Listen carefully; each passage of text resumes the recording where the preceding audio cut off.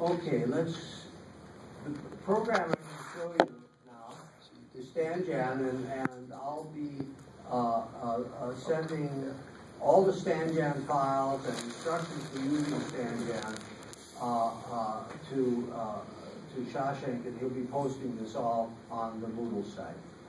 So you'll be able to download and use the program.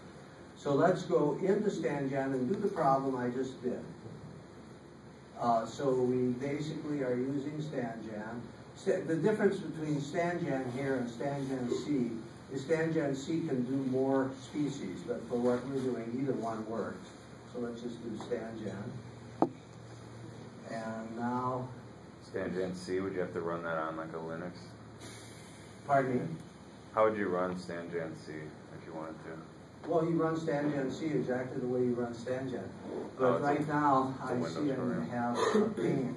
Sometimes when you're running this program, if you're not in the right directory structure, you run into problems. And so I'm going to just try here to move to the I know if I had the right directory. Oh, I see it. I'm just so excited to use it now. That way it was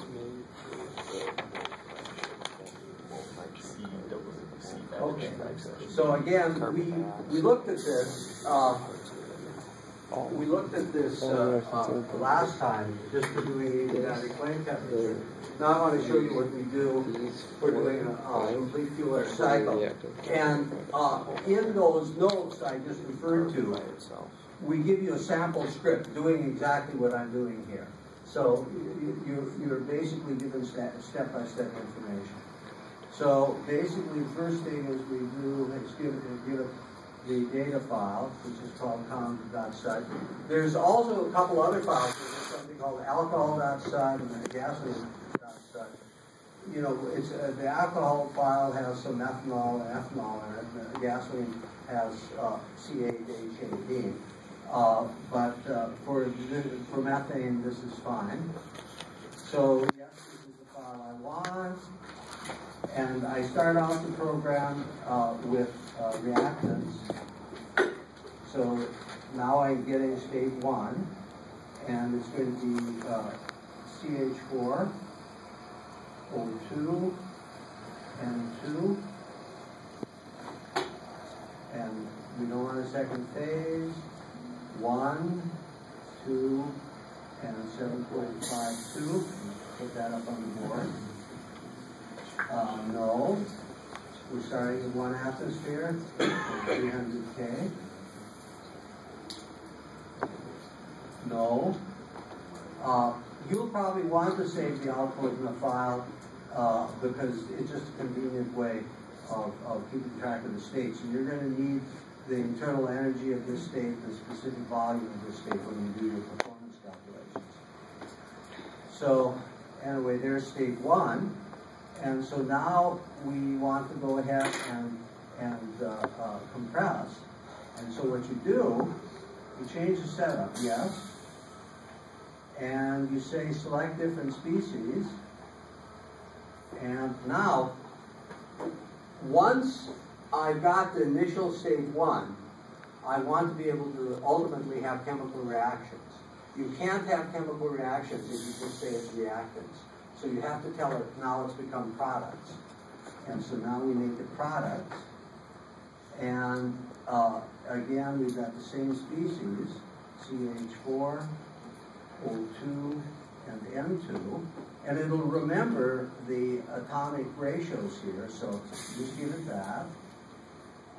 And then, no, I don't want, okay, so now I'm given an option. So now I'm ready to do compression. What is the compression process? What's the assumption on the compression process? That is constant volume? Process, okay, we're going from here to here. Oh, isentropic. It's isentropic, so we basically it's constant entropy, and we know the final volume. And so This then is option 15, specified volume, entropy, the same as last one, run. So go to 15. Okay, what's the volume? Well, the volume is basically a tenth of that because I've got a 10-to-1 compression ratio. So now the volume is 0.08904. So that's why you need to keep track of the first stage. The first stage was 0.894 volume. So now divide by compression ratio. We know the temperature is going to be around 700 from previous, well, I've already shown it to you, but also from air cycle. This isn't very different from air cycle so far. And estimated pressure, typically 20 or 25 atmospheres. And so then we go through. We still haven't let any chemical reactions take place, but now we've got our compressed mixture at 690 Kelvin and a pressure of 2300 kPa. And so now, let's go on. Now we're going to do combustion. And so now we change the setup, yes. Why? Why are we changing the setup? Well, so far, the only species it has are methane, oxygen, and nitrogen. Well, it can't do any combustion if it doesn't have combustion products. And so now we'll give it the possible combustion products. Now, I'm going to tell it to take all the gas phase species. So it's taking all the possible products in the thermodynamic file.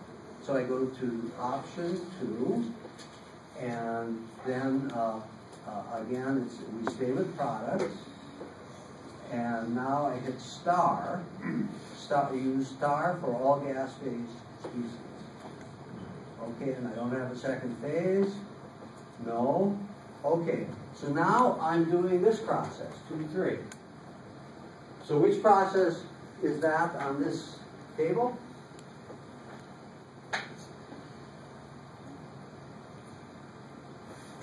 This is constant volume adiabatic combustion.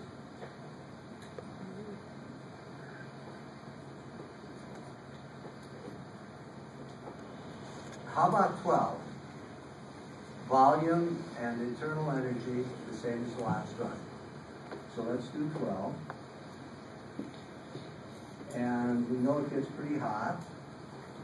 Actually, this isn't very sensitive. You can say 1,000 or 3,000, it'll converge very quickly. And the pressure goes way up.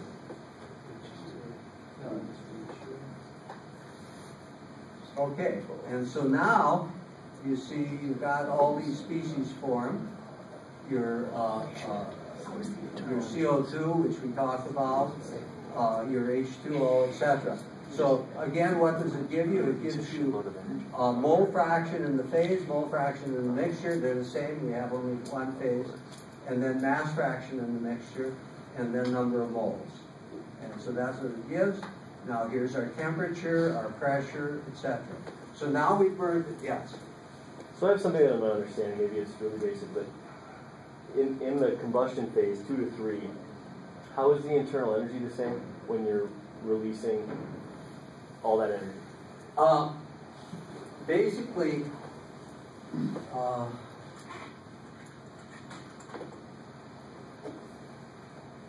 just make a small diagram here so we save this. But basically, if this is U and this is T, here are our reactants, here are our products. And so we're going from here to here. So this is reactants, this is products. The products are in a lower chemical energy state. So we're trading chemical energy for thermal energy, and it gets much hotter, as you can see. Okay. And so now we combusted. Now we want to go through an expansion process. So let's go on. Do we want to change setup? No.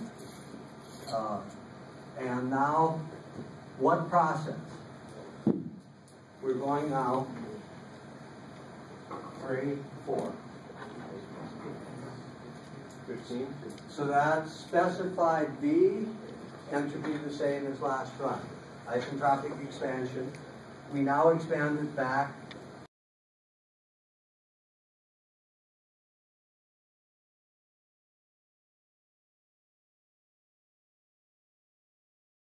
volume. And 1400, doesn't matter. It's very, very flexible as long as you're not totally off the wall. Pressure, 6 atmospheres. And so we do the calculations. And again, here we are. We're now in state 4. And I've already shown you what the properties of state 4, what the principal ones are. And so now we continue. And we don't go on to change the setup. Now we want to go to state 5. So now, what's the option for getting to state 5?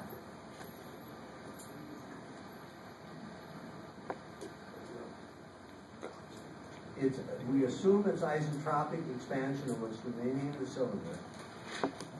And what else do we know besides constant entropy? Aren't you specifying pressure? There's not pressure. So that's option 14. And 1 atmosphere. And it's going to be around 1200.